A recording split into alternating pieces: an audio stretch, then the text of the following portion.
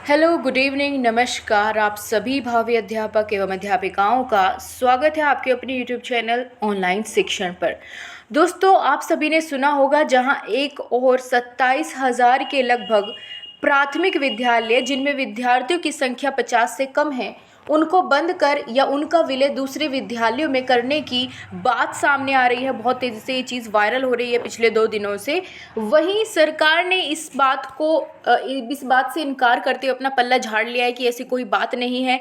और इसी बीच सीएम महोदय को एक नोटिस भी भेजा गया है जिसमें 1.42 यानी 1,42,000 के लगभग जो शिक्षकों की रिक्त पद है उन पर भर्ती के संबंध में नोटिस भेजा गया है। तो चलिए फटाफट एक बार इस पूरे मैटर को समझ लेते हैं कि आखिर चल क्या रहा है। दोस्तों, सबसे पहले तो हम यही समझते हैं कि पिछले 2 दिनों से हर न्यूज़पेपर में आप देख पाएंगे कि ये वाली हेडलाइंस आपको देखने को मिलेगी कि 50 से कम छात्र वाले लगभग 27,764 विद्यालय का दूसरे स्कूलों में विलय होगा, जहां पर बच्चे जो है कम है उनका विलय करने की बात यहां पर सरकार ने सामने रखी है।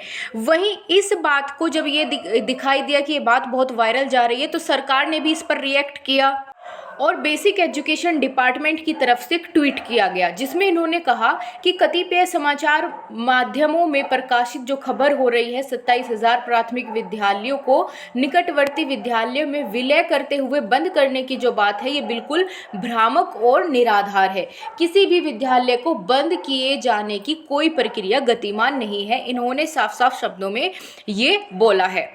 लेकिन वहीं आज सरकार की तरफ से पोस्ट इस वाले विज्ञापन को आप देख पाएंगे जहां पर लिखा है कि ये विपक्ष का झूठा प्रोपेगेंडा है, बंद नहीं मर्ज होंगे 50 से कम संख्या वाले स्कूल। देखो, पिछले वाले ट्वीट में आपने देखा कि कोई मर्ज या कुछ नहीं किया जाएगा, वो चीज़ लिखी हुई थी।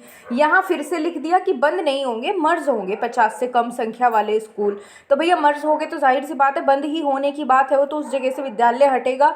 तो शिक्षकों की पहले ही आप ये देखो इस चीज़ का मतलब क्या है कि 50 से कम संख्या है अगर बच्चों की तो वो क्यों है। समझने की बात तो ये थी सरकार के लिए, क्योंकि भैया वहाँ पे टीचर अवेलेबल नहीं है, इसीलिए तो माता पिता अपने बच्चों को सरकारी स्कूल में भेजना पसंद नहीं करते, क्योंकि विद्यालय में शिक्षकों की कमी है, बेहतर शिक्षा की कमी है, तभी तो प्राइवेट स्कूलों की तरफ जाते हैं। और ऐसे में विद्यालय बंद करना ही क्या ये कोई एक सही बात होगी? नहीं ना, जनसंख्या इतनी बढ़ रही है, बच्चे तो और ज़्यादा होंगे वहाँ पढ़ने वाले।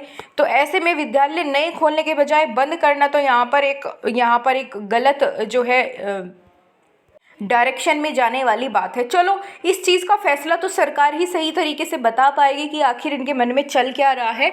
वहीं दूसरी ओर आप लोग ये लेटर देख पाएंगे जो कि आपका कल जारी हुआ था, और ये जो है उत्तर प्रदेश के जो समाजवादी पार्टी के राष्ट्रीय अध्यक्ष है नगीना, जो कि सांसद है ना, नगीना के, इन्होंने, जिनका नाम है चंद्रशेखर, इन्होंने जो है योगी आदित्यनाथ जी को, मुख्यमंत्री जी को ये पत्र भेजकर प्राथमिक विद्यालयों में जो रिक्त पद है ना 1,42,000, इन पर जल्दी से जल्दी भर्ती प्रक्रिया शुरू करने की इन्होंने बात कही है। इन्होंने लिखा है कि पिछले 6 वर्ष से उत्तर प्रदेश के परिषदीय प्राथमिक विद्यालयों में रिक्त शिक्षकों के पदों पर नियुक्ति का इंतजार युवाओं की ओर आपका ध्यान आकर्षित करना चाहता हूं।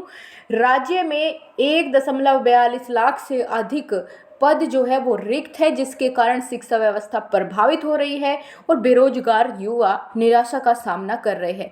इस संबंध में युवाओं की ओर से मांग की जा रही है कि रिक्त पदों पर तत्काल भर्ती प्रक्रिया आरंभ की जाए। केंद्रीय शिक्षा मंत्रालय के निर्देशों का अनुपालन में इस भर्ती प्रक्रिया को जल्द से जल्द शुरू किया जाना चाहिए, ताकि प्रदेश की शिक्षा व्यवस्था को सुदृढ़ किया जा सके और युवाओं को रोजगार प्राप्त हो। अब देखते हैं भैया इस चीज़ का रिप्लाई भी इनकी तरफ से मिलता है कि नहीं। वैसे बाकी और किसी ने इस चीज़ की तरफ स्टेप नहीं लिया है। खैर, इनका भी धन्यवाद कि इन सांसद ने इस बात को लोकसभा में उठाया। और जो ये इतने सारे लगभग 27,000 विद्यालयों को विलय या बंद करने की जो बात हो रही है, इस चीज़ को थोड़ा भी इंतज़ार करके देखना होगा कि आखिर किस ओर ये रुख करती है सरकार। बाकी अगर ऐसी चीज़ होती है तो बड़े पैमाने पर मुहिम चलानी होगी, क्योंकि ये चीज़ बिल्कुल गलत होने वाली है।